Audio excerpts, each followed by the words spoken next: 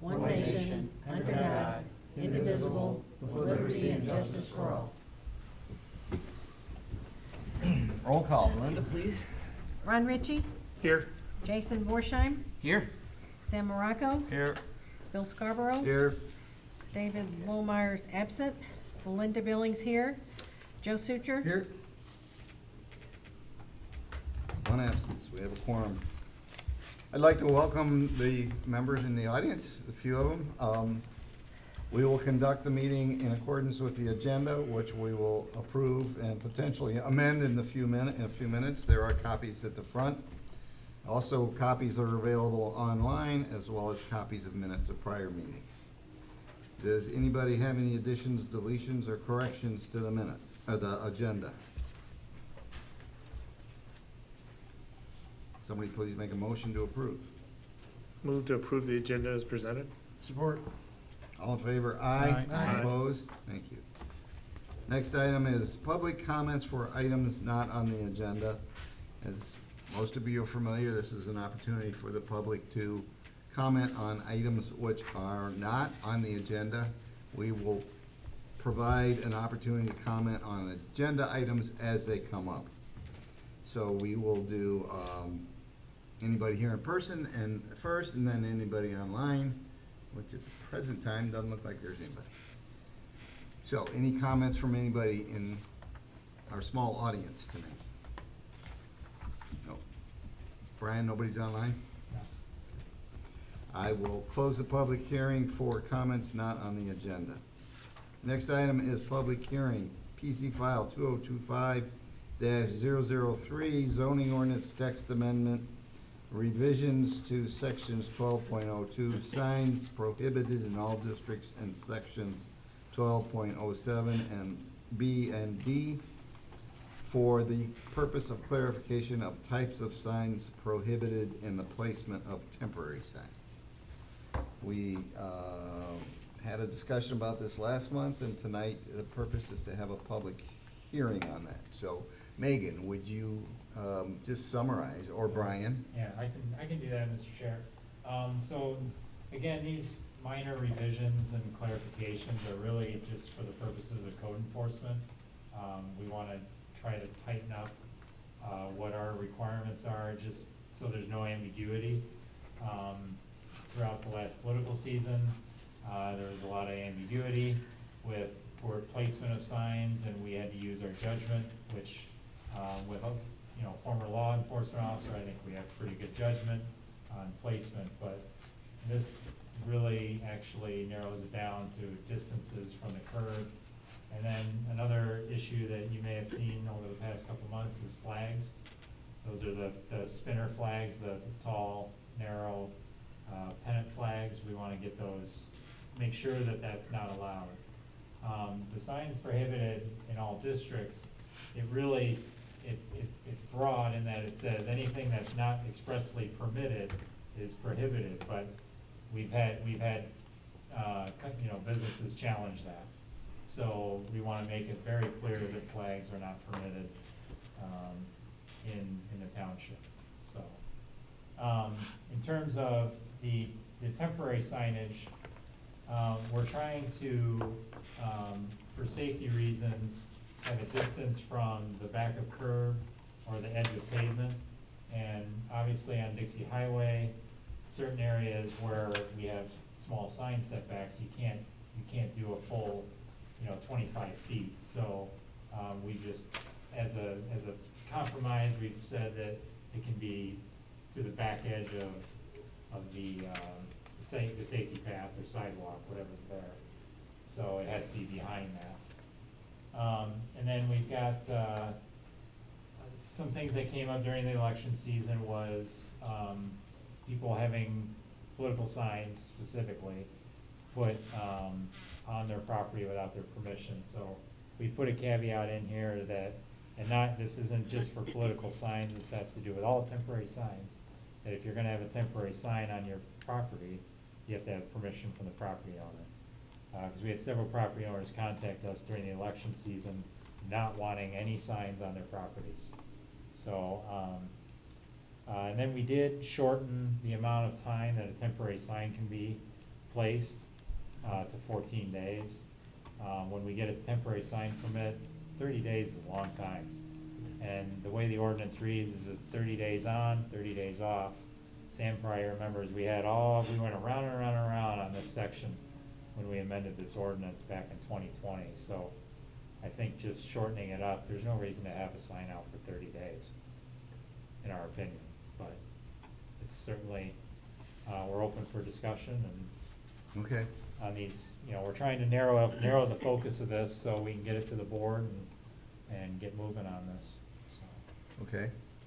Mr. Chair? Yes, sir. I don't know when is the appropriate time, but I've got some questions on some of the language here, and I don't want to bring them all up, but I do want to bring some of them up for you to hear. I talked to Megan about them earlier, and I'm not going to spend a lot of time on them, but I want to give you some examples, but I don't know when to do that. Let's just get through some brief comments from the commission, go to public hearing, and then come back to more detail. How's that sound?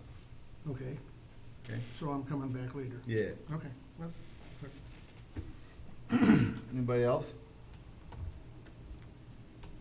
Well, I have a question, but do you want to do that later, did you say? Yeah, it depends on how detailed it is. It's not detailed. Is it more about principle or? Is a political sign a temporary sign? Yes. Because it says 14 days only to be displayed during business hours. So are you going to make them take those down at night? No, the signs related to election is a separate subsection down below Okay. that references signs related to an government-sponsored election. Okay. Not supposed to say elections, or political signs. Yeah, that's part of the Supreme Court decision was everything got lumped into temporary signs. Sam? My question, and we've talked about before, Brian, is that, when you can't regulate content, that becomes a problem, Like open signs is what I've had people talk to me about, is if it's, so when it says only during business hours, that makes sense that you could put an open sign out that you're open, you know what I mean? That's not a marketing, so how do you differentiate between marketing and open, because we can't regulate content. So what I don't like about that 14 days on, 30 days off, getting a permit for someone to put an open sign in front of their building, during business hours that they're managing. Why you look like that? Yeah. I thought you had a provision for sandwich signs that I could thought allow so. temporary signs No. during No. Maybe we just business talked hours. about it. Yeah, we just. talked So- about that. Yeah. Because you could put a sandwich board sign out that says, hey, sandwiches for sale, or you could be open. And since we're having the issue with the Supreme Court regulating content, I'm not in favor of the restricting people to have an open sign out in front of their building. Because this all says, see, all other signs I don't think would be managed by business hours, necessarily, except for a sign that would be time sensitive, which would be an open sign, that you'd want to put it out when you open and bring it in. If you're marketing, people would normally leave those out, or they'd be a sign like, that you'd stick in the ground on a wire, you know what I'm saying? It'd be informational. Is it? So, I believe Mr. Ottman is looking to see if that situation is regulated under signs that don't need a permit. But while he's Okay. doing that, what, Reed versus Gilbert does allow municipalities to regulate signs based upon is their location, the use of the property upon which it's located, the duration, and the size of the sign. So for instance, if only on commercially zoned properties you wanted to allow signs, a temporary sign during business hours, that is taken in and out like a sandwich board sign, you could say a sandwich board sign is allowed without a permit during business hours on commercially zoned property. That might be the answer to what you're looking for, trustee Morocco. However, is it so you don't have that situation. So you could add that provision to this. You just can't regulate by content, as you know, due to that Supreme Court case. And we have to work within those parameters. And just, Brian, does the sign location, is that how is it determined? Could it, if you're in a strip mall and you have a sandwich board sign on the sidewalk, so when people walk out other stores and they look down the sidewalk, they see the store's open, or this is going, you know, or is it on a certain side of the parking lot? Is it within proximity of the road, or is it just, it doesn't really say? It doesn't, I mean, we're not gonna go into strip malls and manage that. We feel like that's the property owner should be managing that. No, I agree, But- I'm just But trying to. if they're out, like, cause we've looked at White Lake Commons, for example. Right, You know, and they put stuff out along the sidewalk inside the plaza. Only when it's been out at the roadway or the entrance or exit have we had issues with sight lines and things like that. So that's what we're using the distance for, Like the green belt, staying Yeah. off the green belt? staying in the front green belt. Or within the green belt? Yeah, that's the issue we've had throughout okay, all well, of there's a lot of gray areas that you could, There- rabbit holes you could go down with Sure. scenarios. My whole thing was Absolutely. the during business hours thing with, you know, I'm in favor of having a caveat for it to be an open sign, that's all the content is that it's open. Well, I'm not gonna say content, but it can refer to, can we refer it to open? You said there could be a separate ordinance that No. has open on it. Yeah, no, I mean, you could refer to it as almost a directional or instructional sign, but it's really I mean, we'll figure it out, Well, what your intent is. item E says temporary, signs permitted in all districts without a permit, temporary signs that are less than 12 square Yeah, I feet in mean, area. I mean, wouldn't that cover a temporary open sign? Yeah, because Usually. they're Yeah. 4 square feet at most. So what does that say now? Yeah, there's. Signs permitted in all districts without a permit, temporary signs that are less than 12 square feet in area or less. Well, yeah, but Now, there is a provision. when, that's every sign we're trying to Yeah, I limit. I kind Yeah. of question the size limit on that, that's kind of big. But there's an additional provision, when an additional sign area is permitted during the time frame and conditions specified in section 12.07, no temporary sign shall require a permit. So, That's about as confusing as it gets. Well, that refers to the election, that cross-reference refers to the election. So basically, anybody who has a temporary sign that's under 12 square feet, they don't have to pull a permit. But then they're subject to the time regulations that are in the zoning ordinance. So again, if you wanted to have an exception for commercially zoned or commercially used properties where business is operating, that they can have a temporary sign of a certain size during business hours, be it whether it's ground mounted, a sandwich sign, or whether it's their window sign, then we can work in that provision. Just can't say open or close. No, but can we still keep the caveat that it has to be brought in and out during business hours, but If it's only in a commercial district? Yes, you can So put that in. cleans up all the Yeah. street corners and flags and, you know, crazy stuff, but then it limits it to where it would be appropriate, You'd to say a that- business That temporary sign needs to be taken in now, yes, during, right, following the business hours of the business. of the business, And the 14-day limit doesn't apply to that then? Right. yeah. you So could, then you would have an exception. But the 14-day applies if you want to do it outside of a commercial property? The 14 days would, if it was something that was not brought in, so any temporary sign that was overnight on a commercial property would be in violation. So the same sandwich board would be in violation if they didn't take it. In at night? Correct. Right. Yeah. Correct. So it doesn't stay there, is the whole idea, that they don't just stay Right. there. And you could even specify that it has to be a sandwich board sign, that Right. that's the only one that gets this exception under the rules. So again, you just can't do, you can do type of sign, the construction of sign, the size of sign. If you limit it to a The type of sandwich use. board sign, you're more likely that they're going to take it in and out because they don't stand well, you know what I mean, and they don't weather. If you allow it to be permanently affixed or on poles or something, it would be it would be easier to leave it, you know, and not tend to it. But an open sign that's on the inside of the door that you turn around and says open, closed, that's governed by window signs, Yes. isn't it? Yeah, okay. Just wanted to make sure. Do we need to look at that temporary signs less than 12 square feet being permitted? Do we need to look at that? Some case law. I believe when we did this revision, there was some case law around that, and that's why the 12 square feet, how that came into play. Can Almost you- every section of this ordinance had some kind of case law that we were meandering through to get this to be defensible. Can you revisit that? And I don't want to drag this process out. If you determine that there's some flexibility to change that, is that going to require another public hearing?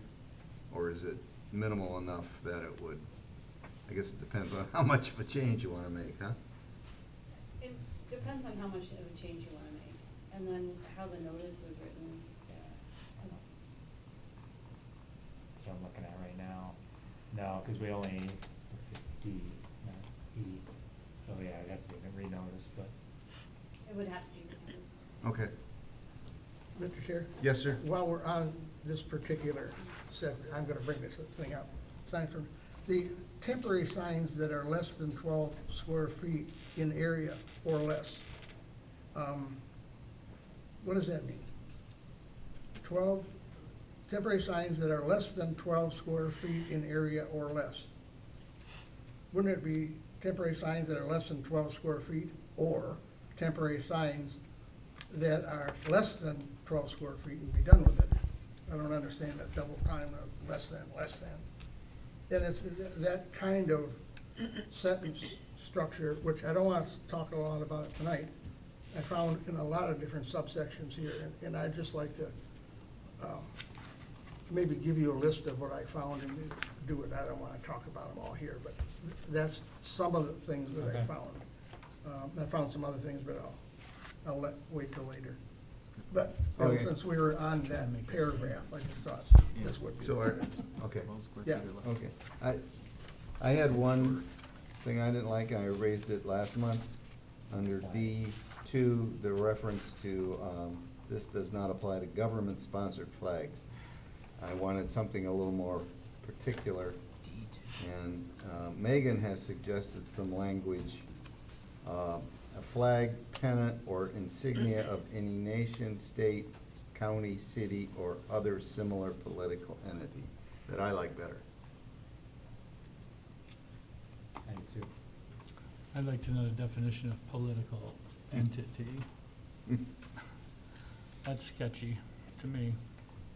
Can we say municipal entity instead of That's better. political? I like that better, yeah. You could. That's- Only, Bill, because I don't know what that means. I- You know what I mean? I don't know what I don't know what that, sponsored means. Yeah. could sponsored be recognized? Does that fit in there, but like a, you know, recognized governmental, The intent of it is that it's a, Right. I mean, it's a American flag flag? that's of the United States, Independence Township, Oakland County, whatnot, but it's hard to list all of them, and then there's lots of different entities too, such as there's a library district, a school district, and those would all be political entities. I don't think it's political with a, I don't know what size P, but that it's something that you could put on a map and that has some sort of jurisdiction associated with it and municipal function. So I think if you just limited it to municipal, then that would cover your. Does it cover bases. library? Is a library district considered municipal? In some areas it is, some areas it's not. Yeah. I Okay. mean, Yeah, it They'll is. have to Who's change. flying the You line? could say They're not. government/municipal. Say what? If you said government/municipal, that would cover everything. That's okay Yeah. with me.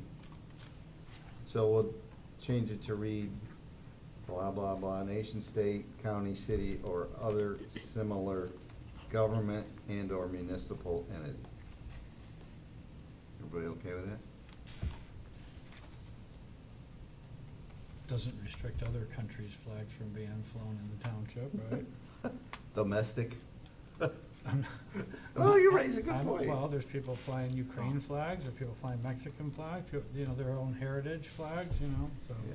Which all relate to what we're talking about, you know, some sort of government, you know, some sort of legitimate government. Do you wanna put the word domestic in there, guys? I don't think we should do that. No? Okay. All right, I'm not for that. take the risk, huh? It doesn't bother me if they do, I just wanna make sure Red, white, we're, blue, you can we're put the good. flag. Okay. Can I ask a question about the very next sentence? Sure.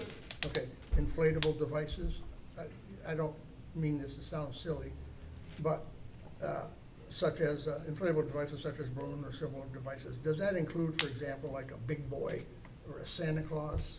Or a big gorilla on top of a party store. Yeah, That's Okay, what, yeah. that's what that's referencing. Yeah, but I mean, We've there are, had specific requests for that. Right.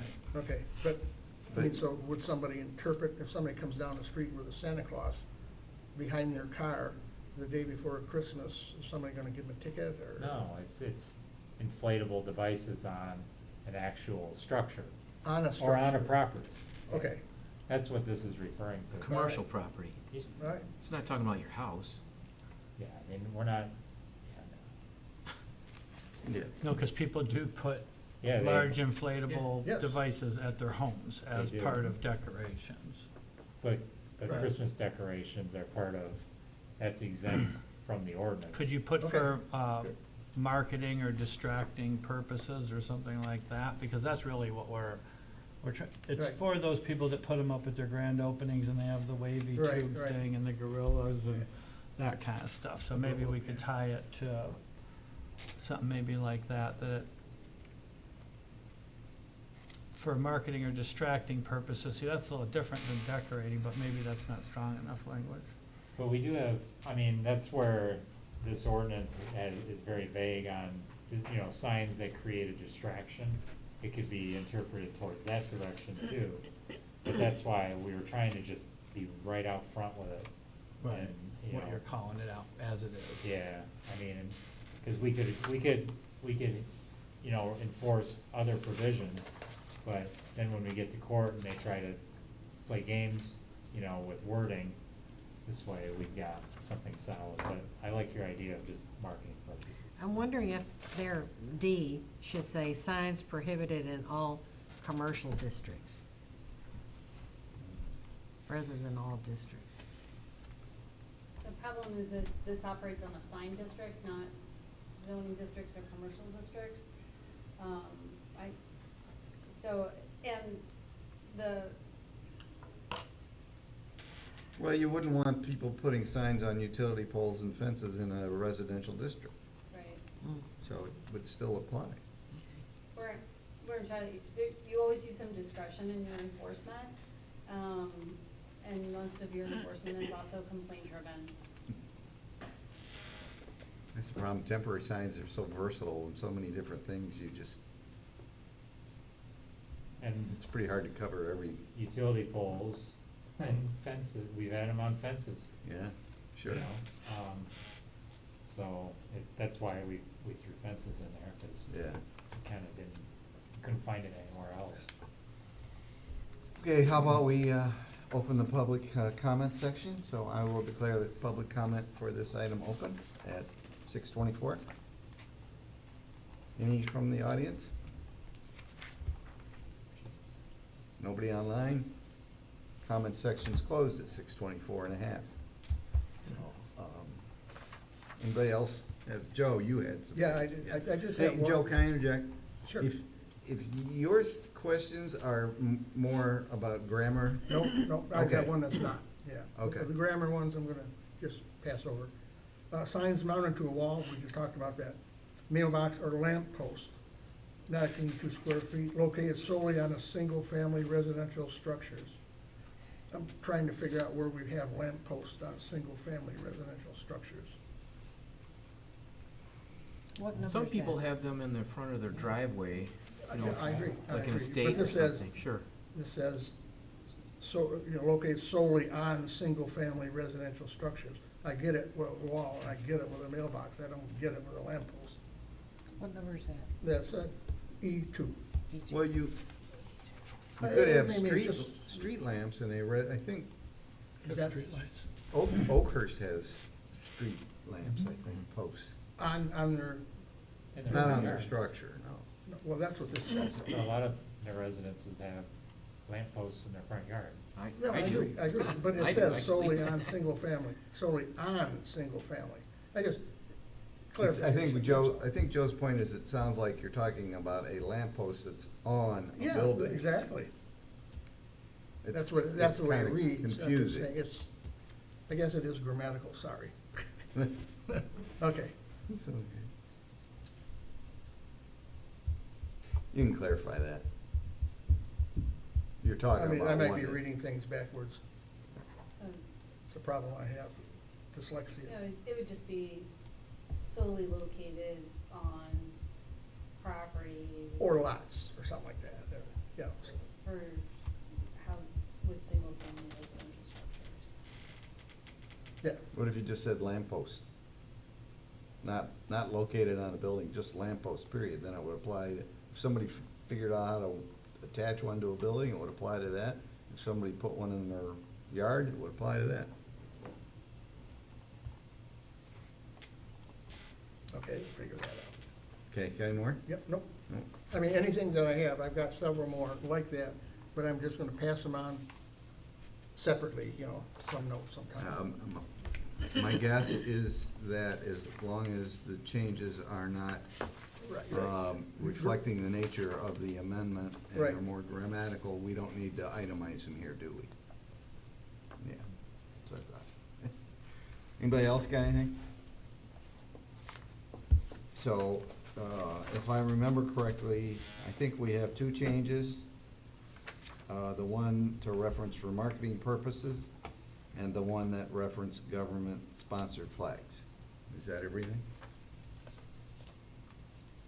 That's what I remember.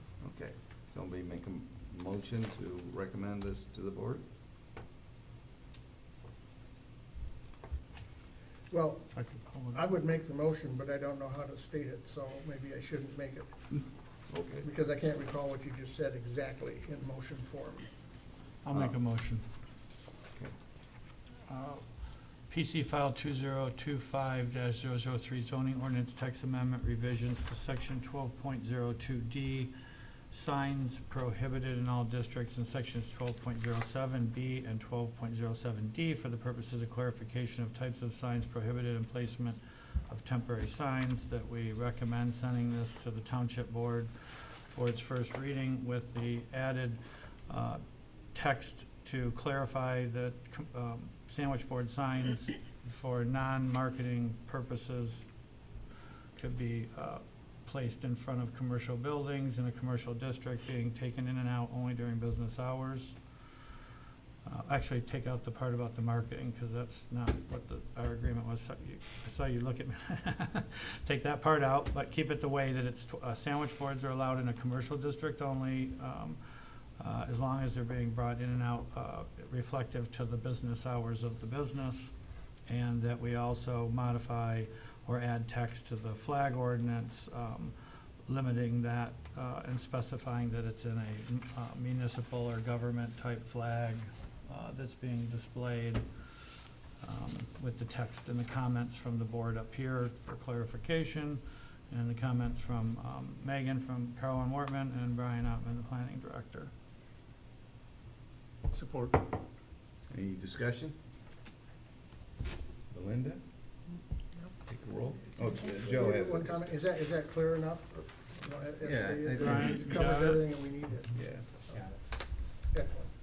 Do we need roll? yeah, do it. Ron Ritchie, Yes. Jason Borsheim, Yes, Sam Morocco, Yes. Bill Scarborough, Yes. Belinda Billings, yes, Joe Sucher. Yes. I did a roll call because we're recommending it to the board, so I thought we should reflect that. Okay. Next item. Regular business, G, PC file 2024 zoning ordinance text amendment revisions to section 2.02 definitions and the addition of a new section 11.09 tree preservation for the creation of a tree preservation regulations. So this is a follow-up of our public hearing, our recommendation to the board, 2 meetings the board had over this. And has everybody watched the board meetings? Yes. And so what I wanted to accomplish tonight was to make sure everybody understands the objections of the board and get a good understanding, the commission as a whole get a good understanding of the priorities of the commission in passing such an ordinance. I don't want us to be put in a position where we go to a joint meeting and we are throwing out suggestions or alternatives that any one of us is throwing out a suggestion, alternative, that the commission as a whole generally isn't on the same page on, and/or that might not work, might not accomplish what, you know, for legal reasons, for whatever reasons, it might not work.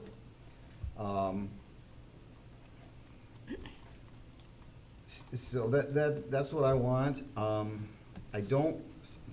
That's what I want to accomplish tonight. And then Megan has outlined a slightly different way to approach that. And I'd just like her to describe that.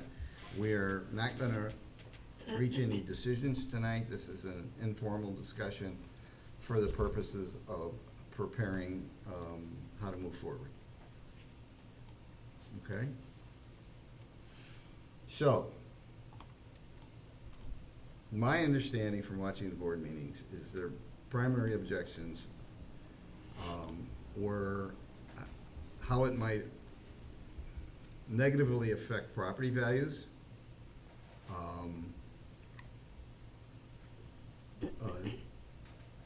There was an objection to the straight out, call it what you want,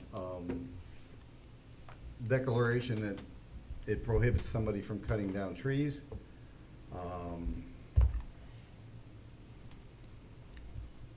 Anybody else? There was some of the objection to it applying in residential areas. Some objections. Yeah, I think. There weren't many Yeah. specific objections made. Does everybody understand all this? Have anything to add to it? Okay. Well, it's pretty clear. So next, I would like to discuss our priorities and goals, and I would open that by saying, what I would like to come out of this is I'd like the PC to have a role in the protection of trees on a site plan and how existing trees can be utilized in a site plan, in a proposed site plan. I don't want to be confronted with a site plan where all the trees have already been removed and we don't have an opportunity to have a role on that. That's what I would like to accomplish. And please, other members, speak up on what you would like to see come out of this. You just exactly reflected the years of work we put into it of how we came up with the tree ordinance. Well, So, I was at the meeting, and it was clear to me that all the members of the board didn't understand what the ordinance was, or that they either hadn't read it, or they didn't understand the impact it would have on people, because the comments they were making didn't align with what our goals were. okay. So, the joint meeting is kind of, you know, I'm not in favor of changing the tree ordinance until we sit down with them and make sure that we all have a clear understanding that they understand what the intent is. Because when you're comparing us to Springfield Township, who has no sewer and water, that didn't make any sense. You know, there was a lot of comments made about that this somehow was for residential, which it's not, you know. I just don't think that, from me being there in person at 2 meetings, that like I said, either they didn't, nobody came with a list of, typically when you do an ordinance change, you're gonna have, like I do, you're gonna have a list, everyone's gonna have a list of the red line that they don't like, or the part that you don't like, Yeah. and nobody had that, so it appeared that no one had really, now maybe it's because they didn't understand what the text was, because they don't have a planning background, they didn't spend a year on it like we did, Well, and yeah. let me just finish. Mhm. The fact that we didn't have consultants there to explain it left us to the point where that even if they had questions, there wasn't a credible person there to answer them. So it just didn't, I don't think that I would want to start making changes to something that we I'm don't know not- that they're actually against until we feel confident that, Understood. that they understand the intent of what we're doing. And I don't think that we ever got to that point. And that was why we wanted to go to the joint meeting, and then when I pushed for clarity, the main objective was that somehow they didn't want it to bleed into residential, which is fine, but that's just one item. But that's not enough to kill the ordinance, that's Right. just a text amendment to the ordinance possibly. Right. You know what I'm saying? So I don't think it does us justice, or all the public hearings we've had with the residents, all of their input that got us to this point, that we would start modifying it until we sit down with them, we feel that they understand, their questions are answered in front of us, we have consultants on site who can answer them, and then we compile a list, and then we see if it's palatable, would be my suggestion. From my experience, being there, and if you watch the board meeting, I don't know how you come up with a different, Well, a we're not different- making decisions tonight. that's why I'm saying, I think we should have the meeting with them We will. before we discuss making changes. Well, Yeah. But again, I don't want us to be throwing out options or accepting options that are proposed to us that we don't even know if they'll work. They'll accomplish what Well, we want to achieve. It's a fact-finding mission. Yeah. We're not gonna, we've already made our suggestions, they're in the ordinance, Okay. Mr. Chair. in my opinion. Joe? I was at the meetings as well, not as a participant, obviously, but somebody sitting in the back listening. And, I agree with Sam, the way he interpreted that and just spoke. I was particularly interested in the comments after the motion to approve the tree ordinance was turned down, then the discussion went to I forgot how it got there, but went to the joint meeting. And my understanding, what I came away with, and I was very interested because of the planning commission, is that at that meeting, we would be just talking back and forth about what the issues were that the planning commission had and would like to see solved, what the board had and would like to see solved. And then we would get that kind of information out for everybody to hear, by everybody. I mean, the planning commission, the board members, definitions, understandings, clarifications would all be made there. Then I heard that the planning commission would then be advised to take the results of that meeting, the information that came out, go back, revise, amend as they saw appropriate, the tree ordinance, and then represent it back to the board. Ultimately, I'm skipping a lot of intermediate stuff, but in general, a joint meeting, an understanding on parts of the planning commissioners and the board members as to what the issues are, what has to be resolved, what each other understands this to be. The planning commission takes the results of that meeting and tinkers with the tree ordinance and modifies whatever, and then sends it back again. That's my understanding, and that's, unless it's different, and Sam, that's, I guess, in general what you said, I think we ought to do that, and I'm in agreement. I don't know what we talk about today without understanding one bit more about what the objections were at the board. Well, That, we were supposed to find that out at the joint meeting. We haven't had it. I mean, we can talk a little bit about the tree ordinance tonight, but I personally am not in any better shape of talking about the tree ordinance knowing that I know nothing more about what the board wants in a tree ordinance than I did a week ago. So what's the point? I mean, discuss, talk about, clarify, yeah. I'm waiting for information because I like to hear what the board wants. I'd just like to hear it. Well, I'll give you an example, okay? I got the impression the board didn't like the look-back provision, okay? And the reason we put the look-back provision in there, under my understanding, is because we didn't want people clear-cutting their property before they come to us for site plan. Like they're currently doing. Yes. Now, there's another way of accomplishing that. You require a permit, and you don't have the look-back provision. So, you know,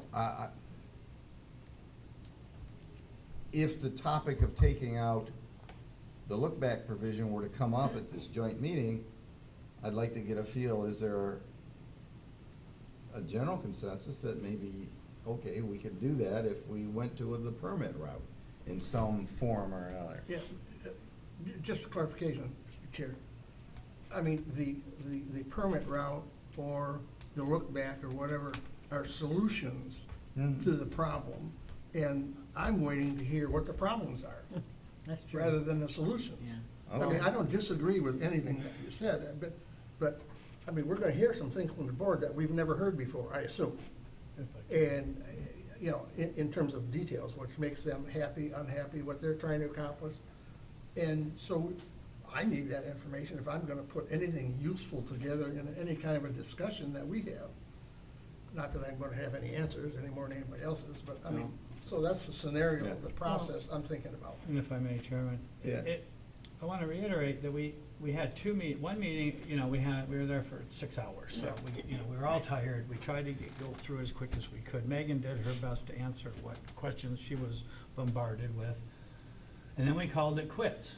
We never even have had a meeting to discuss the tree ordinance in its entirety with consultants and have enough time to have the dialogue that's necessary. You know what I mean? We never even we can't even say we've had a full presentation to the board for the tree ordinance yet, because we haven't.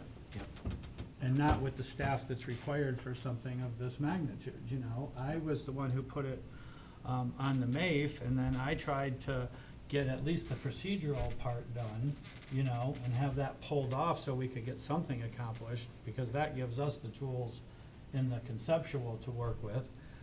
And there seemed to be a misconception. No one understood that it was two separate things and that we had two separate meetings, you know, and they didn't understand what that was.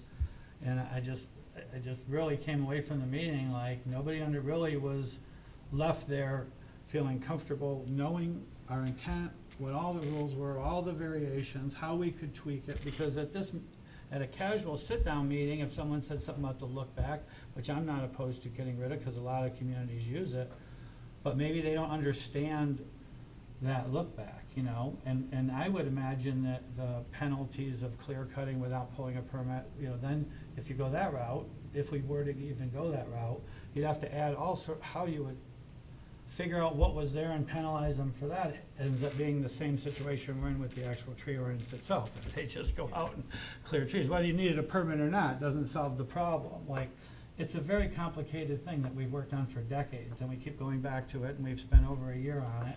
And we can't expect the board to be in favor or not in favor if we don't know that they even understand it in its Okay. entirety.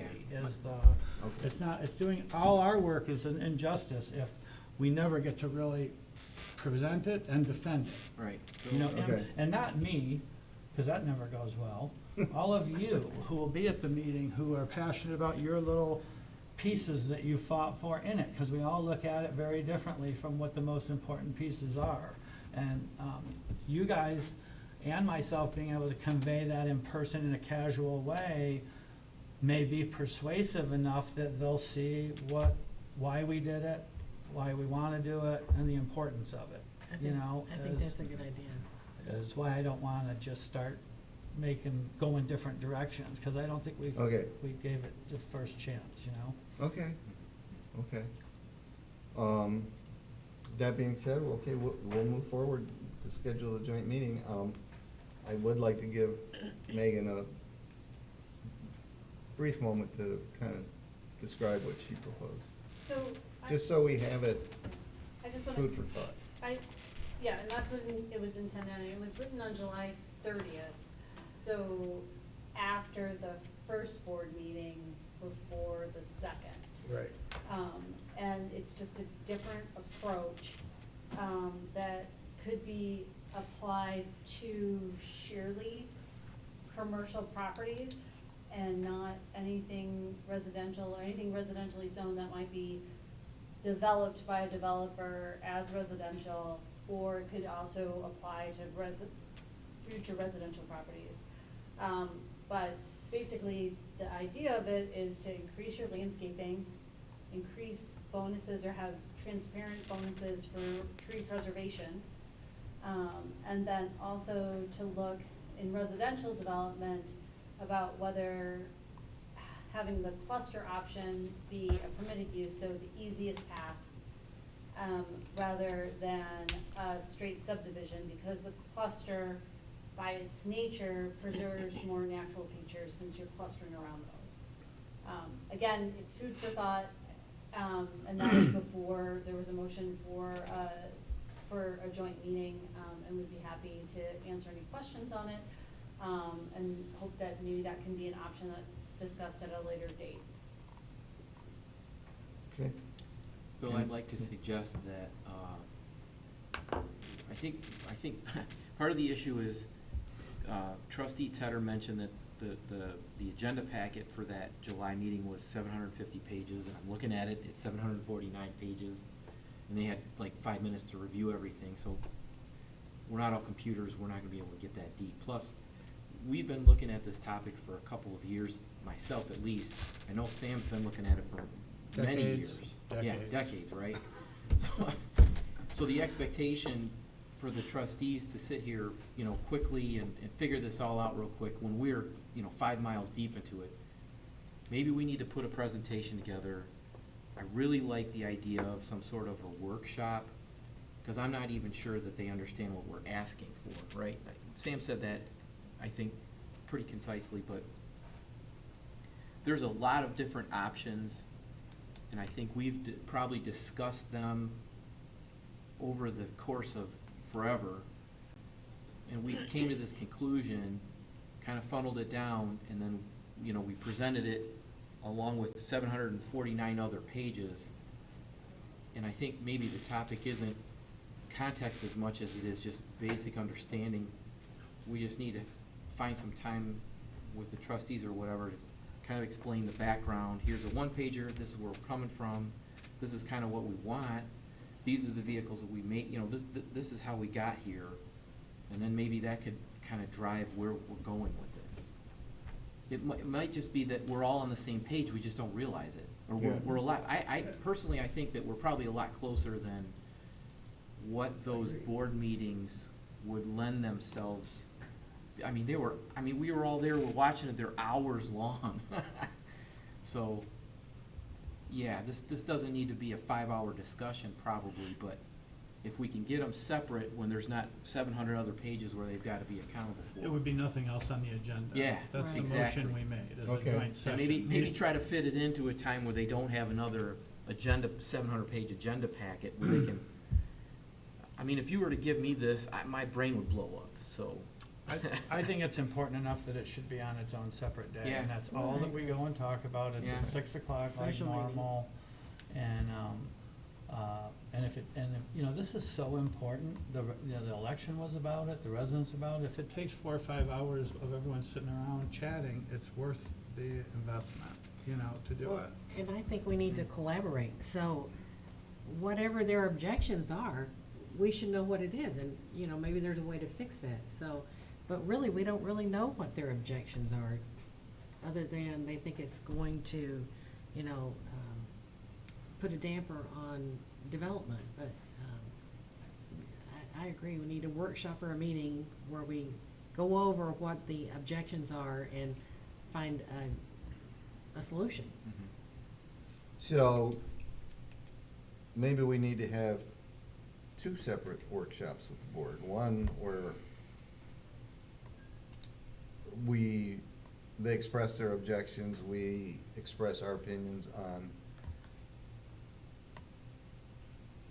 why we don't think those objections are objections, or whatever you wanna call it. And we gather the facts, as you guys say, and then maybe there's another one where we have a presentation where we come back to them. And with a formal presentation, Jason mentioned something about formal presentation. If needed. I don't think that's a bad idea. I think we could accomplish it in one meeting, and if somebody needed to go before the trustees to present, then they go to the board meeting. But I mean, if we're all sitting around the table, if somebody has an objection, we talk it out, you know. Megan's gonna be there to Walk through. present the final, just like she's tried to the first meeting. Brian, the board already made a formal motion to set up the meeting. Whose job is it to set it up? The clerk, yeah, so I'll work with the clerk. Okay, could you try to work with clerk if everyone's in agreement that this is the only thing we're doing? We're not trying to do it an hour before a board meeting, or, Yeah. you know, that it's its own thing. Does everybody agree that it's important enough that it should be its own meeting? Or we're having a workshop to be its own Workshop would be- meeting. But there was talk about trying to come in at 4:30 and get it done before a board meeting or something, and I don't think that's gonna do it justice either. I think it should be, we should pick a day, and we don't even need to have a quorum. If, you know, it wouldn't fail if we had if we, you know, just, hopefully everyone that can make it, everyone can make it, hopefully. Usually the workshop is kind of insinuating you're not gonna try to make a decision. You're or not pass right, something. that's what I'm saying, there isn't gonna be any We can't- decisions made, I'm we just can't saying do that it, Yeah, not in a workshop. she could send out an email to everybody individually with a couple of dates to choose from, and try to hit the most people that can make it, you know, or something like that. Yeah. Mr. Chair, Yeah. I definitely like the word workshop. I mean, all the planning sessions I've been in for 40 or 50 years, see, I'm 80 now, a long time. Workshops are informal, they're conversations, there are no motions made, you don't raise your hand, you don't get in line. It's just a family gathering around a turkey and Thanksgiving, and you just talk out the issues, and it's very low-key, and it's focused on getting information and sharing information. That's it. That's what was recommended and That's what we voted want. on. That's So what we're I would past- like to We're see. past that point, I think we were all on that page. All right. We've got to make sure we stay on that page. Let's get, we'll get it set. Uh, I, Bill? I was just gonna say, I forgot to do that on the last item. Anybody from the audience that would like to comment on the, what we've been discussing about the tree ordinance? You weren't recognized yet, sir.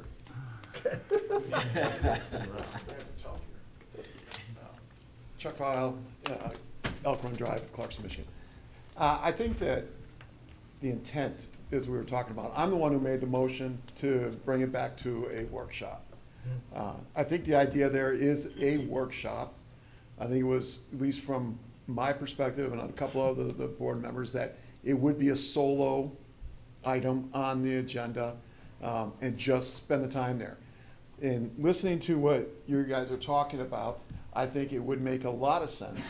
You know, we had an hour and a half, I think, on the first meeting. It was late. There was a lot of questions asked. There was very little on the second meeting. I understand that. But I think if you guys believe, and I think you're probably pretty accurate, right? You guys have been waiting in this for a very, very long time. And I'd like to point that you're making that maybe a lot of these ideas were discussed and they got discarded because of X, Y, and Z, and those are contexts that we don't have, right? I don't want to speak for the whole board, but I must speak for myself, is that I'm not necessarily against a quote-unquote tree ordinance. It was just probably how it was going to be applied. So I think if you go through and put together a presentation for the workshop, and I think that might negate a bunch of back and forth dialogue, because it could clear up some of the miscommunication or misunderstanding, or just didn't know what I don't know. From there, then open up the dialogue. I think that would be a good format to be able to hopefully get this resolved one way or another. That's all I gotta say. Thank you. My problem with, I like the idea of a presentation. My problem with it is, how do we do that when we can't meet outside of a public meeting? I can't sit down with more than three members. We'll schedule a meeting. We'll have to just schedule a meeting. You mean the workshop? No. Yeah. But the idea of a presentation to the workshop, that implies we Schedule a have to meeting do it. to develop the presentation. Megan, Can I Megan finish, already please? has a presentation. I mean, yeah, we Can just I- have to. Well, that would check be with a their subcommittee, calendar. right? We could make it like a subcommittee and everybody just show up. Just let Megan do her presentation, Yeah. Right. No, I mean, we'll have to advertise the meeting as being a meeting, okay? so that way you can have a quorum. You I can thought we have didn't have to have a everybody quorum.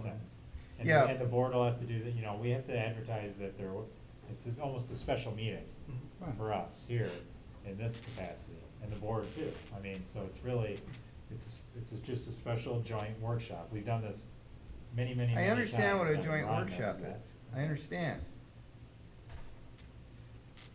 Mr. File suggested, and I believe Jason suggested, the idea of a presentation. It's not where you go, that is not where you go to a meeting and just go back and forth. Discussion, discussion, discussion. That is a meeting where we, talking off the top of my head, lay out our reasons why we think we need it, where we've seen problems in the community in the past, how those problems get fixed, and how it's a formal, organized presentation. Like a download. If we don't have an opportunity to get together outside of, as even a subcommittee, before then, how do we prepare such formal presentation? We have a consultant. And how do we do that when she needs approval to bill us for that time? So I can work with Brian Mhm. in terms of getting the time approved, but I believe between Brian, myself, and then perhaps working with the subcommittee of the planning commission, we can put together a presentation, and it shouldn't take too much time. Both of us have been here throughout this journey over the past year with you, and hopefully you trust us enough to represent those accurately, but, we welcome a subcommittee to work with, just because words can be interpreted differently by different people. Okay? And if I may, Mr. Chair, I think we need to stop worrying about what's happened in the past and focus on what this ordinance actually says going forward, because that's really what the board is concerned about, is how will this protect us going forward? We can talk about things in the past all day long, but what's done is done now. Let's focus on if this ordinance is going to, from your perspective as a commission, and I think Megan can easily do that, this is what the intent is, this is what the language actually says, and what it means. And I think that will help the board a lot to understand the ordinance, if we just put it up on the screen, and that way they can understand maybe a little bit of where we're going with this ordinance as opposed to talking about stuff that's happened. Let's just go, you need to focus on the future, Okay. that's my opinion on it. Linda? I don't think we need a subcommittee for Megan to be able to present to our workshop what the main points of this ordinance are. And we can just talk back and forth about what some don't like and, why we think it's valid or how can we tweak it or, I think Megan, she knows it back and forwards, I would think. I wouldn't think it would be hard for her to present to this workshop. I think the workshop should be more informal. Joe? Well, I was just saying, I don't see the reason for two meetings at all necessarily. The presentation should be just the facts as we understand them and what we're trying to accomplish, blah, blah, blah, to give some information to the board. And then once that's over, after 10 minutes, then we have a discussion that goes on for 4 hours. I agree. Okay. The presentation is a warm-up to get everybody on the same page as to where we are, where we're going, and then here's our planning commission's ideas of where we're going, and then the discussion starts. The board says, a member says, that's crazy, and have you thought about this? Yeah, yes, we have, and here's what, blah, blah, blah, and we go back and forth, not in a confrontational mode at all, in a discussion, in a workshop, in a planning workshop, I guess. I don't know, I've been in a lot of them in my life. Well, I Sam? would just say briefly that if we're gonna go, you know, 3 of the 7 board members are in the building, so if they have, you know, I would hope that they're gonna spend a little more time, some of the board members, and dive into it now that we got a little bit more time, you know, than we did before, and actually go through it. If they have questions, most of, you know, are in the building, or come by the building, or, you know, are around, that could ask Brian, or reach out to, you know, try to, hopefully they'll do their homework, so when they come, we're all well-versed on it. We don't need to do our homework. But if the board does their homework, if everybody does their homework and comes with a list of concerns, not generality, or whatever that would be. But if you don't understand the verbiage, Brian is accessible to say, hey, I'm going, you know, we got this meeting coming up. I don't, you know, what does this mean? You know, otherwise, just write it down and bring it up at the meeting. So, and a lot of the board members have been on the board on and off, or most of them. I think David's the only really the new one, and so this isn't, you know, a new concept that we've been looking at it for anybody. Jason, Ron, you got anything to add? Well, I would say that, you know, the vote was 4-3, so if we just need to make sure that the folks that voted against it are the focus of the, if we're gonna have a couple folks that can't make the meeting, let's make sure that they are the ones that can make it. Scheduling is kinda nutty in the summer and, you know, going in the fall and Okay. everything, so, Very good point. yeah. So, let's leave it that Brian will work with the clerk to schedule the meeting and work with Megan to put together some form of presentation. Mr. Chair, Yeah, let me put my steel helmet on here and armor. Has anybody thought of a workshop on a Saturday morning? No. Rather than in the evening when everyone's tired and out of ideas? One last comment. Okay, well, I just threw that out there because we What? used to do I would stuff just make like a suggestion that Brian and once you get with Clerk Newbeck, that we try to get it set up, and we have our meeting tonight, so we can have the meeting prior to the deadline of putting it on the agenda of the next planning commission meeting. I don't want this to be September, like, we need to have it in the next couple of weeks so that we can get that information and, you know, move this thing forward before, and be able to talk about it at our next meeting. So that's my suggestion. okay. Well, it's fresh in everyone's mind, because the longer it drags, the more people forget what we're talking about. Okay. All right, any other comments from the audience? Nobody online. Let's move on. Nobody else had anything? She's half got her hand up, I don't know. I was thinking about it. Next item is PC file 2025-008, Dixie Highway Township initiated rezoning discussion. Megan, I don't think you need to review your proposal, but can you just kind of review the process? So with the process proposed is we would do parcel reports on the parcels that you identified. And that would look at a variety of things, including up to 2 zoning districts, what are the constraints of natural features, building envelope, et cetera, and including analysis of feasibility up to 3 zoning districts for each parcel. Then we bring it to a presentation to the planning commission, and talk about each of those 3 parcels and get direction from you as to which way you wanna go. And then the process would, end with a rezoning recommendation report, where we would do the same type of report that we do when an individual property owner or group comes and asks for a rezoning and applies for a rezoning. So to put it through those same standards. And then for you to look at that and decide if you, what you wanted to do in terms of going forward for a public hearing. Okay. I think I know the answer to my question. Why 3 different zoning districts? Is that because you want to show that you considered multiple options? There's multiple options, and also in some cases, if it was office, there might be, you have OS1 and OS2. There are 2 or 3 different commercial categories. There's a slew of different residential. And so some might be more appropriate than the others. Okay.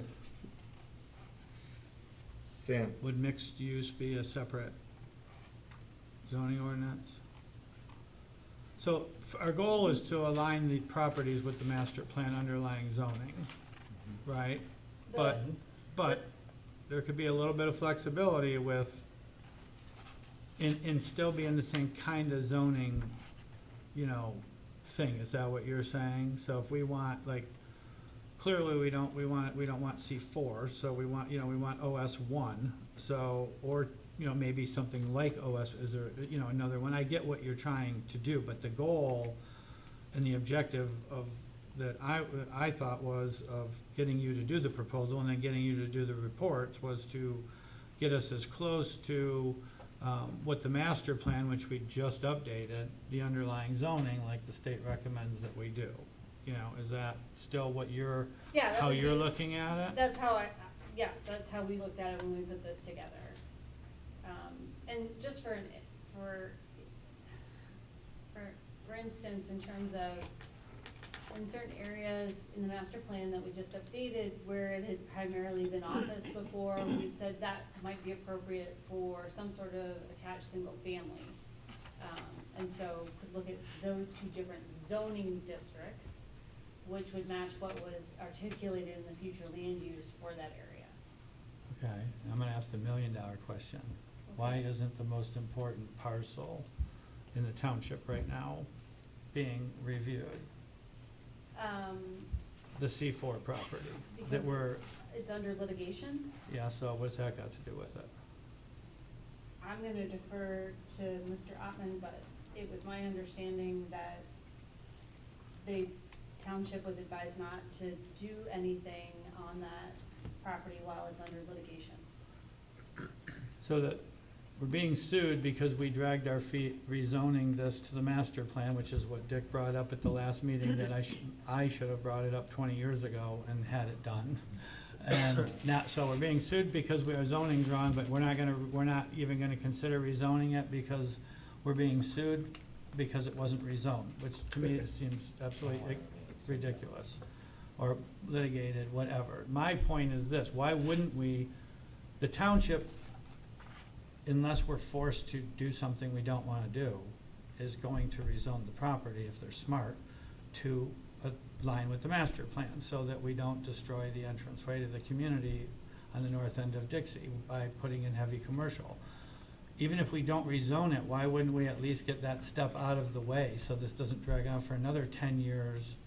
You know, that everyone, you know, we should have done this obviously 2 years ago, and we wouldn't be in the mess we're in.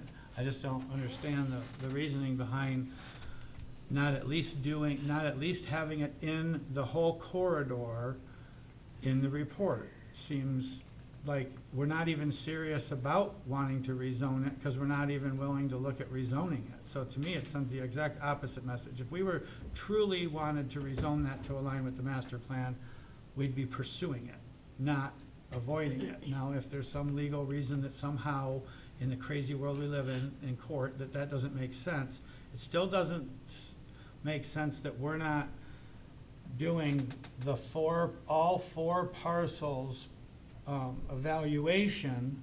Now, that doesn't mean that we need to move forward with recommending rezoning that property, but you're telling me that that's too dangerous to do? Yes. Or because the anything- lawyers are, what attorney's telling us that? I know it's not you guys. So I can't speak for your attorneys. I can speak for conversations I've had with Dick Carlisle. I'm gonna defer to Mr. Ahmed, but generally, as a firm, we do not do reports or analysis under any property that's under litigation, because anything you say in a public meeting or anything that's in your packets is in discovery and then can be used in that litigation. Mr. Ottman, do you have something to add? Yeah, so, You hit it right on the head. It's discovery. we're not doing any discussion, you're doing a report on it. And then our report would be subject to discovery, and we would be subject to deposition Okay, well, about everything that That's was fine. discussed about the property. Yep. it's ridiculous, but okay, whatever. I'm not the lawyer. But this township's always had a back down and never take a stand attitude since I've been involved for 20 years. So it just didn't seem to make sense to me, but, okay, thank you. I would just comment, having been on a planning commission for 20 years in a prior community, I think their stance would have been the same. It's one other experience outside of this community, so. Hopefully You may not like it, but Well, it's the negligence of this board that we're in the situation where it should have been done long ago, you know, of past boards, let's say. agreed, it should have been done a long time ago. Then we wouldn't be being litigated. So, we have a choice here to move forward with these 3 parcels. We can ask Brian to seek advice from legal counsel on the inclusion of the 4th parcel if we want. But it's my opinion that we probably need to go with what our legal counsel represents, or recommends on that issue. And, if we decide to, if he says, yeah, move forward, then we'll include it. If he says no, we'll just go with the 3. That's my thought. Yes, Joe? Is it, if there was no litigation on the 4th parcel, would we be including it?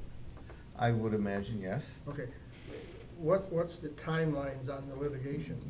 I mean, are we waiting 2 years, or are we 6 months, or decision next week, or in 2035? Could be years, correct? Could be.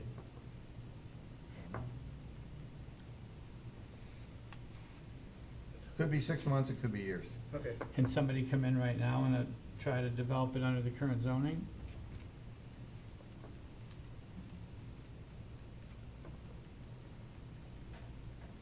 Well, regardless. Are we able to take action to recommend that she move forward with this? This is all part of the plan. I mean, if we don't get all 4, let's at least get 3. While we still have a wooded entranceway to the township, Well, while it's still there. know? The net result of this is that hopefully, we're gonna recommend that this proposal get presented to the board for approval of the expenditure, There's no such thing. What right? board? The township board, or, Township board doesn't approve the budget. all right, so we're gonna recommend that, we're gonna ask Carlisle Wortman to proceed with this proposal. I have a question. No, so we could include in that recommendation that we ask them to consider the addition of a 4th parcel, if that's what you wanna do. I suspect I know where that'll go, but if that makes you happy, we can include Well, I that. think it's worth the ask. If It's fine. if it gets shut down, it's already shut down, so what's the difference? Belinda? Megan, Yes, ma'am. please don't take offense to this, but, so this process would be parcel reports, a presentation to the planning commission, rezoning recommendation. So the parcel reports and all the information, the ownerships, the zoning, all that kind of stuff it's online. I'm trying to understand why it would possibly take 46 hours and $6,000 to do that. That seems high to me. So there's 3 parcel reports. There would be various layers that we would put over each individual of them. We would also draw in what the different building envelopes for the 3 different zoning districts would be. And then write a report that's an analysis. Again, the drawing of the building envelopes, an analysis of what could really be built on each parcel is not something that's available online. And then also to bring in, so with 3, then we're doing each one, we're doing a smaller process 3 times. And then the planning commission presentation is a little bit of my time and Dick's time to prepare, and then the meeting itself. Rather than anticipate if we talked about 3 parcels, that would be a long, that would be a longer meeting. And then the rezoning recommendations, those reports typically take about that amount of time. probably 3 to 4 hours apiece. We got one from an applicant, and we carefully go through those. Sam? So you actually will do some scenarios, Yeah, so we could see like if it's gonna be a commercial multifamily, you know, combo compared to just commercial, like types of, I wouldn't say A big- we're gonna, what we could do is building envelopes I'd like to and- see some elevations. I know, I'm just The kidding. elevations, that would be. Build out. Yeah. We could lay out building footprints. Well, but- I think that would be helpful, just, I mean, if that's what's a part of it, to give you an idea of the density that you would expect per our current zoning if we rezone that way. Yeah, So maybe it would be, you know, Yeah, no, if you that would say be- it was a that would multifamily, be it would be part of helpful it, for yeah. us to say, all right, it'd be 6 buildings, 2 stories tall, 16 units apiece, leaving this much open space, you know, like how much would that? probably Consume more kind- likely would be that it's this amount of units that could be laid out in these different formations or different ways.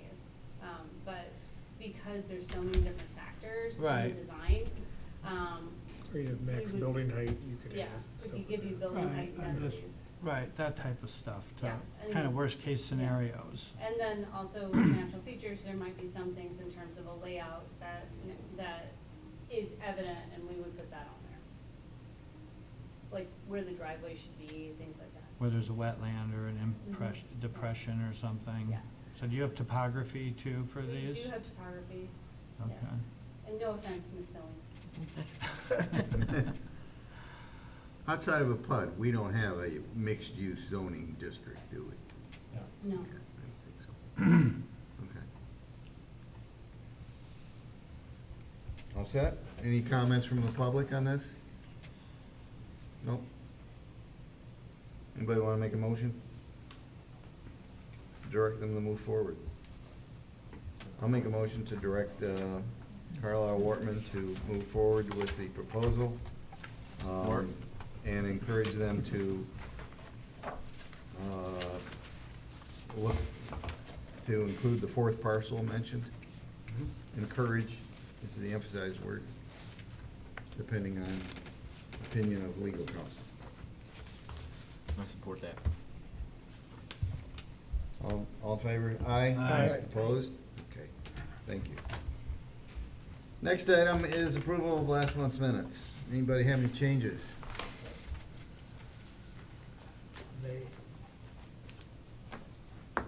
Okay. Somebody Motion make- to approve regular meeting minutes of July 10th, 2025, as presented. Support. All in favor? Aye? Aye. Opposed? Thank you. Megan, you got anything else to report? Yes, you had asked at, I believe, the last meeting, for a quick report on opacity. So Oh. you'll bear with me for 5 minutes. You bet. Yeah, for sure. So opacity. Landscape opacity. Yeah, right, Okay. yeah, landscaping opacity. So it's the opacity, its general definition is condition of something that lacks transparency or does not let energy or light through. So you can see that this is a spectrum of opacity from 100% down to 0 in increments of 20. And then if you put that over a typical structure, let's say this is someone's garage that's next door to a commercial use, where you would have screening as required, you can see that how that opacity lays out, in terms of we're just looking very, very much in general. Or if you go to the next slide, it's what your ordinance says is that it needs to be a visual screen that's a minimum of 6 feet high. I estimated this, in terms of how it would lay out and also having perspective. 80% opacity, so that any 2 square yards, could be 2 square yards that lack that opacity, but that's as big as it can get. And it's also 1 foot above grade. So that, when you read that, your head kind of goes, ugh, right? So if you go to the next slide. Wait, the 2-foot thing mentioned, 2 square yards? 2 square yards. That's So- that's 18 square feet, does it have to be right? Mm-hmm. So what it says, a solid screen the way that green was? it has to be 80%, and then you can't have more than 2 square yards, 1 foot above grade. So this 80% screen, 1 foot above grade, so where you typically have stalks or tree trunks, you get an exemption there. But from here to 6 feet from grade, so 1 to 6 foot, this should be 80% opacity, and it shouldn't be more than that for any 2 square yard, 1 foot above grade. So you can see that this tries to lay out where, in just a really general way, how that landscaping would work. And I picked something that had deciduous trees, these beeches, but no leaves. So that's the other thing, is that it's year round. So what I would say to you is, this is, when you look at a landscaping, you're looking at things from a bird's eye view, and you're looking down.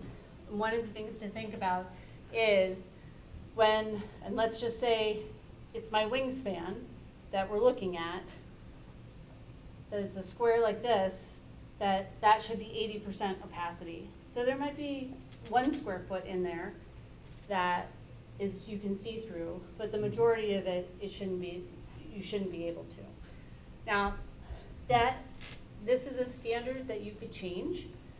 I've seen lots of other zoning ordinances where it will say you need to plant this many evergreen trees in a staggered row, this many feet on center, or this many bushes, this many deciduous trees, this many evergreen trees.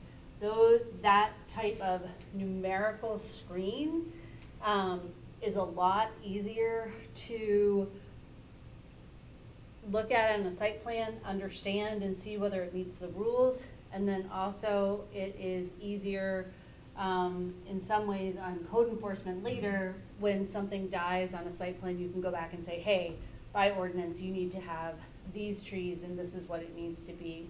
And the 80% opacity, you're having people go out in the field and evaluate. And also it depends on you as a planning commissioner, or if it goes to the township board, those decision makers, to have a fair understanding of how these landscaping screens work.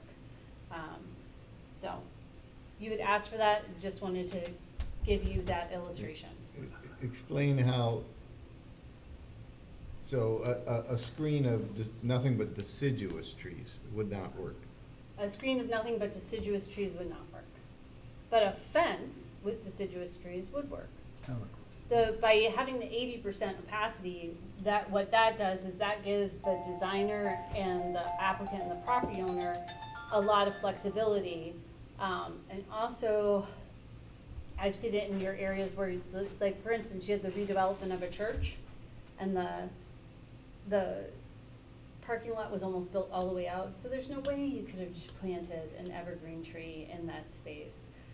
So this allows under the ordinance for a fence to go up, and maybe it might be some sort of fence that has a bit of space in between the pickets or the boards.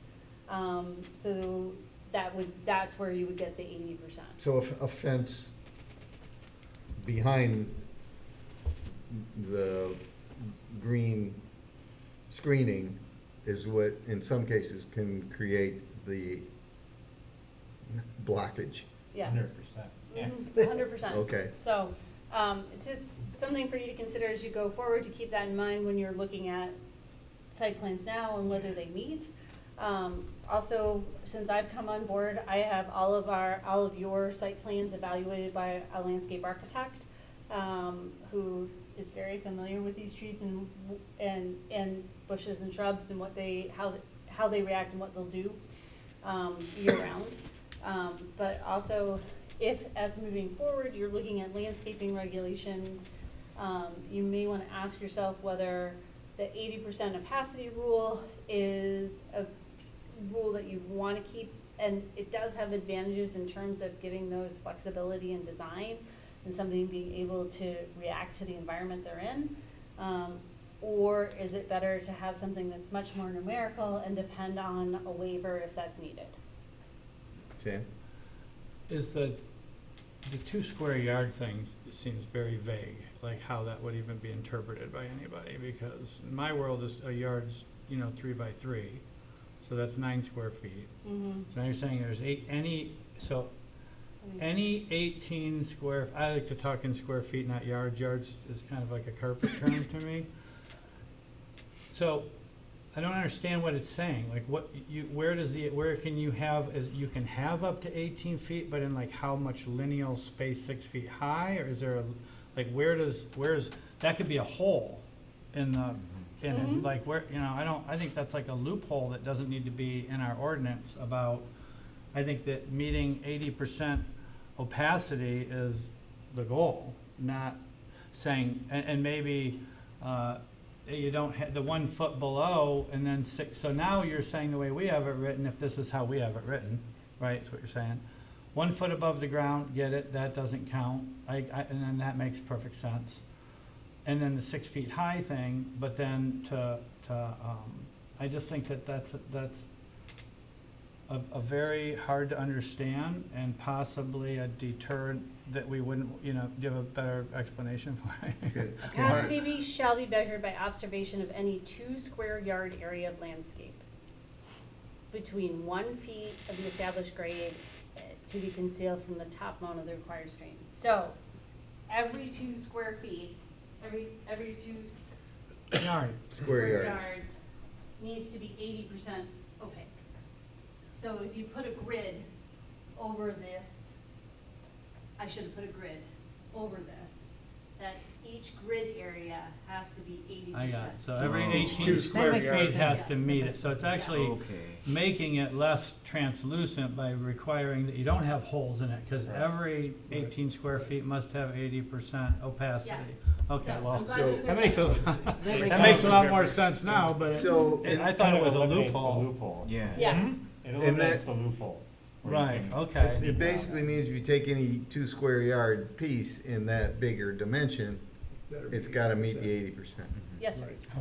And The- that's, In that picture, the white spot, the white portion of the garage door that's exposed. Now, that looks like that's within the 6-foot range. It would Yep, be 'cause so it's- so this wouldn't be a screen that matched. I just, Okay, I yeah, just. okay. yeah, I was using Oh, a it's a template non-conforming as a, example. yes. You're in violation. She's good.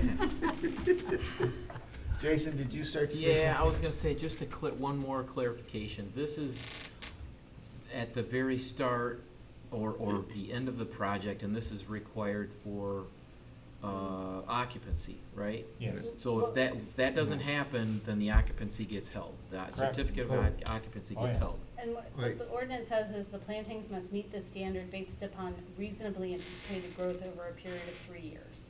Okay, now that's the foggy part for me. Yeah. Okay. Because That's if you the had a loophole. super fast growing plant, you could put a couple whips here and then, hey, 3 years from now, these guys are gonna be giant, but that's a guess. If they don't die. If they don't die, if there's not salt on them, if the sun and the moon and the rain all align, and then they're gonna grow. That's the hokey part for me. Yeah, what's the point of that? That it doesn't have to meet the ordinance when it's planted? It's just like a leniency window? That's what's in the ordinance, I can't speak I as would- to why it was there. Well, I would Um, imagine if you again- made it meet the ordinance when it's planted, as much as I would love to see that, they're gonna grow too big and they'll be crowding each other Yeah. out. that's Right. true. Right. I think that's the intent, is you plant them because you see a lot of times on plans, they stagger Yeah. something like an arborvitae. Well, that's so they don't just smash together. And then In a they year or die two. anyway, yeah. Okay. That's sensible. It's gonna happen regardless, but that's just, So- 3 years seems reasonable.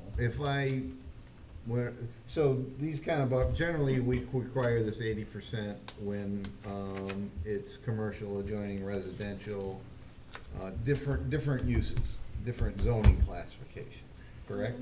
Yeah, conflicting land use. Yeah. Conflicting, so Buffer. So if I- conflicting non-residential or conflicting residential land use and a residentially zoned or used property. So I went around the township and took some pictures of some screening that I didn't think met that, and brought them to our meeting. Could we I think it really depends on when they were, so they could be, like our screen here, maybe it's a legal nonconformity, that it was built at a certain time when that wasn't, when that Okay. wasn't needed. I think, you know, based on working with communities when, they're looking for improvements in built environments, rather than enforcement, sometimes programs where you provide incentives such as beautification contests, or that you get a discount on, the township negotiates a discounted rate on landscaping for certain areas. That sometimes is more effective than enforcement, because enforcement, you have to spend a lot of staff time going through, making sure it meets the site plan, things like that. And then, but that site plan is a legal document that, that they're supposed to maintain that landscaping. Okay. Guess that's what I wanna see, you know, more than anything is see, you're seeing it on Dixie Highway right now where the, you know, the people have had their trees for many years. I'm gonna use Taco Bell as an example. They had these nice, like plum purple trees, you know, nice, you know, they look very nice. Well, they decided they were blocking the view of the Taco Bell, so they cut them all down, so. Oh, we're well aware of that. so. That just happened on Dixie too. I'm just saying you're seeing that on Dixie a lot more now because, you know, the trees have been there for quite a while now. That's what I'm afraid is gonna happen, like at Independence Commons, the tree's there and that guy wants, you know, more signage, or, you know, says people can't see his sign, so. Yep. It's funny you should bring that up. I wanted to bring that up, Brian. Okay. Can we have a Yeah. discussion, Let- conversation after we're Let's done wrap, with her? yeah. Anybody else got any questions or comments on this? Thank you, Megan. You're welcome. Discussion, Sam, I bet you got Ron something. brought it up, but I was going to bring it up. We just had the situation happen right on Dixie Highway next to me. The guy started cutting down these 25-foot beautiful leaf trees, and we're in the middle of trying to revitalize Dixie Highway, and those trees were DDA planted trees, paid for by the township, but and I think that it pertained to the sign violations that he's under probably, and this was his way of retaliating, and this is the second time we've stopped him, but to Ron's point, and in that situation, we're asking them to remove their elevated sign that's blocked by the trees. Okay, so that was the motivation. The problem is, when he puts in his ground sign, which he has a huge for lease sign that's 4 feet tall and 6 foot wide, you can see it clear as day because the canopy is above it. Because it's just the tree stock, trunks, and the canopy is higher. So the cutting of the trees down didn't make any sense to see a new ground sign. It was basically just to expose the plaza or the elevated signs, which you couldn't see hardly because of the trees that were there. The point is that that's a real thing that's gonna start happening. It was brought up, I don't wanna say which strip mall it was, but last year somebody brought up hey, can I cut down all my street trees? And I think that we need to be proactive about how we're gonna address this, because that's gonna be the next run, is as the trees mature and the DDA is getting ready to spend millions of dollars revitalizing Dixie, and to say, well, they'll have to replant it because they cut it down is unacceptable, because You're starting all over again. when they cut Yeah. this big, huge street tree down last year, they put in our minimum 2-inch caliper, which I think we should change to like a 6 or 8 inch, where they need to bring in a spade truck and plant a tree, not a pickup truck and throw a ball and burlap in Yeah. there. That tree was literally 2 inches in diameter and was only 3 feet wide all the way up. So it was like, so you hate to mention it so people don't get the idea, but we've already seen it happen around the township now, where they're trying to expose their buildings, and if there's no penalty, they're just gonna mow down the street trees, throw in a crappy tree, 10 years later, mow them down again, throw in a crappy tree, you know what I mean? And that- Do they know? They're well aware that it's not supposed Do to they happen. all It doesn't know that? matter, because if only the penalty is to replant a 2-inch caliber tree, who cares? That was my point, is I think that, I don't know how you want to address it, Bill, but we need to put that, we need to get that somehow, that part of an ordinance, Brian, or something, in discussion, to put some kind of severe penalties or protections in place, because, Well, it's part of maintaining the landscape of your business, I guess. It's not that you want to keep them from changing, and I guess, like the Taco Bell, I can understand it was blocking the view of the building and everything, but he tore them all down and put in what I call bushes, not trees. I don't know, he maybe calls them trees, I don't know. But then, you know, he put in like hydrangea bushes Right. or something like that, but half of those have already died out since he planted those too, so. Well- So now we got a place that had all kinds of landscaping, has, you know, has grass, but nothing else, so. maybe you could say how would we go after that, Brian? Yeah, I mean, that's, the challenge we had in the scenario this week is the ordinance only allows a 2.5-inch caliper minimum. So we went out and at least measured that, and it met the ordinance, but we also stopped them, and they butchered they claim they're pruning and making way for the new ground sign, because that's roughly where it's gonna be. But, yes, they are going to court in September also. So, it's difficult, and we gotta figure out a different, a mechanism to take care of stuff like that. Is that something that we could work on? Or do you wanna bring us some suggestions, or, you know, how do you Yeah, I mean, wanna- I think by way of ordinance, we can probably do something.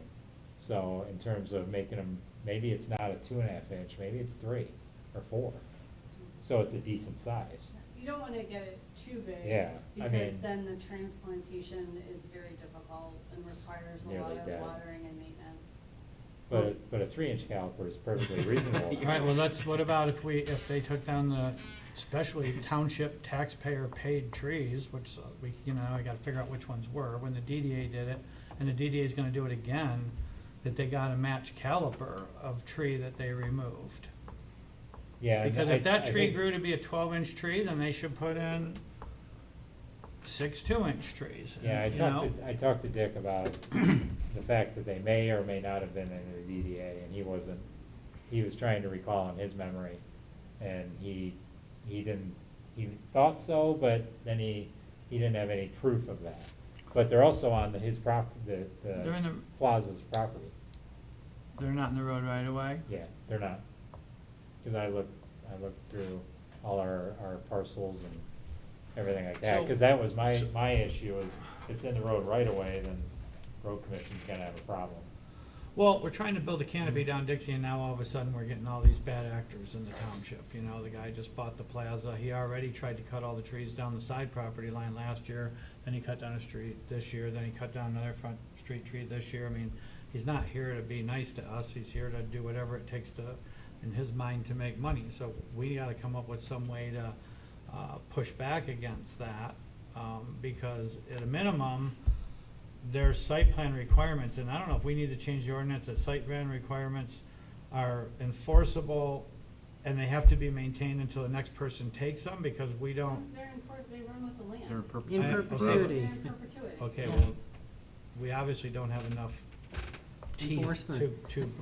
I can drive around the township and take all sorts of Absolutely. pictures of buildings that don't meet the site plan, so there's something missing that, and I don't know if it's just because there's no penalty, or that we don't, we didn't have enough, then you gotta go back and find these records from 30, years ago and 50 years ago, and you can clearly see they're deficient of what today's standards are.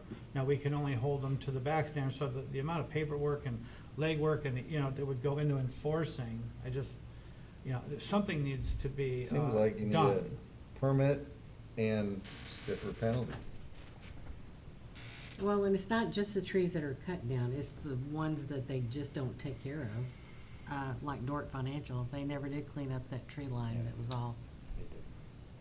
And that was a requirement. There's a wetland there. I know, but they could still clean it up.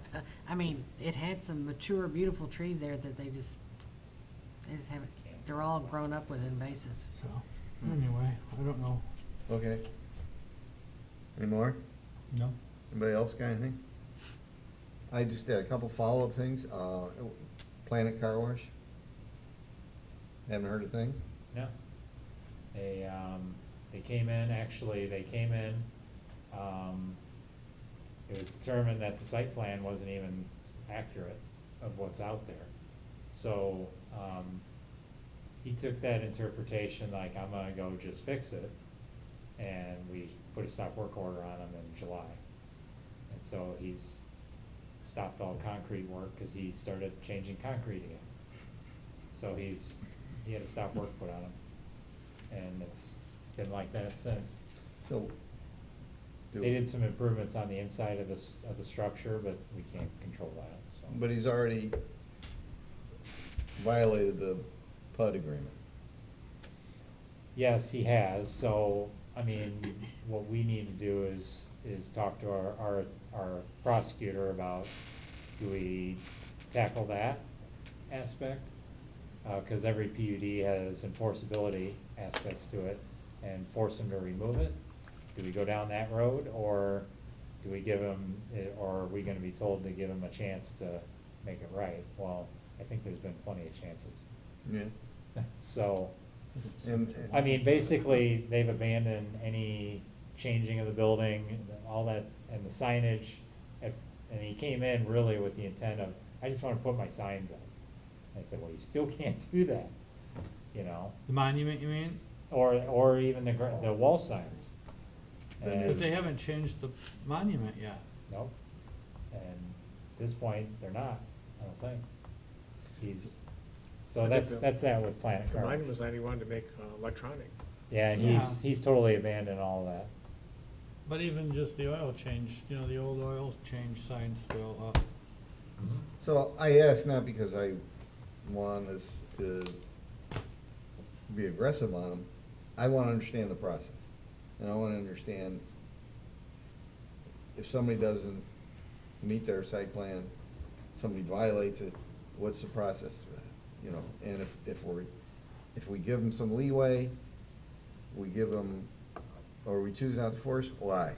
And I realize some of that's out of our question, or our purview, but still, we spend a lot of time reviewing these plans and specs with the hope that they'll be upheld, and when they're not, I think it's fair for us to understand why. Yeah, we've wrote tickets for people violating site plans often, Yeah, or even violation notices. It's more common than you think. But with Planet, they don't seem to understand, yeah. unfortunately. That's because Bill made him mad that first night. It's always- Yep. Yeah. That's what I was thinking. Eagle Ridge, that's going to the board at the next Uh, meeting? Yep, Tuesday, it'll be at the board meeting for special land use approval. Okay. And Trillium, you told me no word. No, No? no word. Oh, the apartments with the rooftop deal? Yeah. Yeah. Yeah. Okay, just thought I'd follow up on a few things.